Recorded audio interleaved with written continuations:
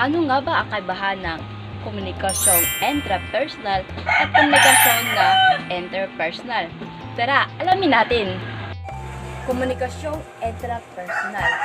Ito ay tumutukoy sa komunikasyong pansarili, kung saan ang isang individual ay nakikipag-ugnayan sa kanyang sarili.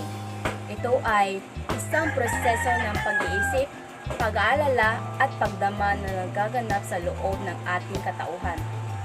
Kapag tayo ay napapabulong sa ating sarili o nagmuni-muni, tayo ay nakikipaglastasan sa ating sarili.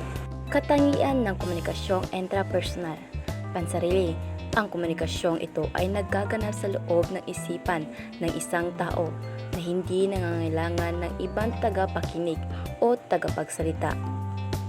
Pagmumuni-muni, kadalasan ginagamit ito sa pagninilay, pagpapasya at pagsusuri ng sariling damdamin at kaisipan. Pagpaplano, ginagamit ito sa pagpaplano ng mga gawain, pagbuo ng mga layunin at pagdidesisyon sa iba't ibang aspeto ng buhay. Pagkilala sa sarili, tumutulong ito sa mas malalim na pag-unawa sa sariling damdamin, kaisipan at motibasyon. Pagkatapos ng klase, uunahin ko ang taktang aralin ko bago maglaro. Interpersonal na komunikasyon. Ito naman ay uri ng komunikasyon na nagaganap sa pagitan ng dalawang tao o higit pa. Tinatawag din itong interpersonal communication. Layunin nito magbahagi ng impormasyon, saloobin, at karanasan upang makabuo ng ugnayan o relasyong sosyal. Katangian.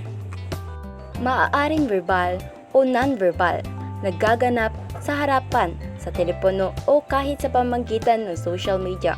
May aktibong palitan ng mensahe, may tagapagsalita at tagapakinig. Pasensya na, nasigawan kita kanina.